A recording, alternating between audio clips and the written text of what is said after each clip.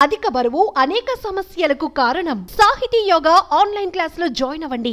ఆమె ఓ జ్యోతిష్యురాలు. ఎంతో మందికి ఆన్లైన్ ద్వారా జాతకాలు చెప్తూ ఫేమస్ అయింది. ఏమైందో ఏమో, దేనికైనా పరిష్కారాలు చెప్పి ప్రజల సమస్యల నుంచి బయటపడేలాగా చేసే ఆమె గ్రహణానికి భయపడింది. ఏం జరుగుతుందనుకుందో కానీ భయంతో కట్టుకున్న భర్తను, కన్న బిడ్డలను హతమార్చింది. ఇంతకీ ఆమెను భయపెట్టిన విషయం ఏంటి? ఎందుకు ఆమె హత్యలు చేసింది అన్న విషయం గురించి తెలుసుకుందాం.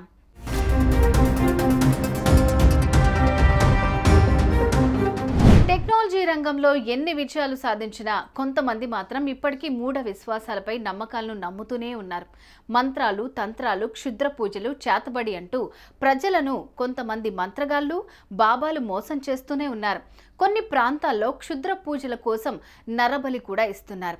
ఇలాంటి ఘటనలు ఇప్పటికీ ఎన్నో జరిగాయి. ఇలాంటి ఘటనే ఒకటి అమెరికాలో చోటు చేసుకుంది.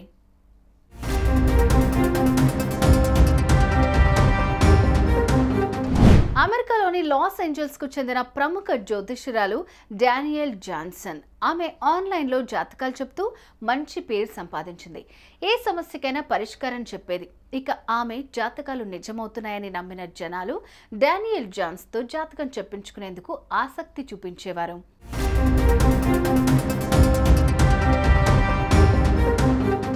అందరికీ జాతకాలు ఆమె చేతిలో పెట్టుకున్న ఆమె గ్రహణానికి భయపడింది.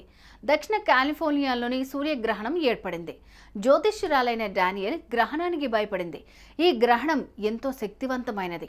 ఇప్పుడే మేల్కోండి, గ్రహణం ఏర్పడుతుంది, కొత్త ప్రపంచం వస్తోంది, ఏం చేయాలన్నా ఇదే మంచి సమయం అంటూ ఓ పోస్ట్ పెట్టింది.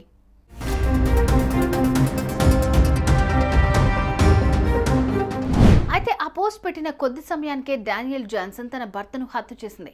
భర్త మృతదేహాన్ని కారులో దాచి తన 2 కూతుళ్లను తీసుకుని కారులో బయలుదేరింది. 160 స్పీడ్తో ప్రయాణిస్తున్న సమయంలో తన 8 నెలల చిన్నారిని కారులో నుంచి బయటకు విసిరేసింది.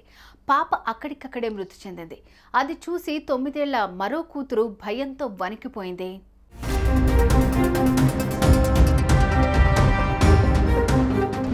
డానియల్ కార్ను అదే స్పీడ్తో నడుపుతూ చెట్టుకు ఢీకొట్టింది. ఈ ఘటనలో కూతురుతో పాటు ఆమె కూడా కన్నుమూసింది. ఈ ప్రమాదంలో డానియల్ శరీరం ఛిద్రమైపోయింది.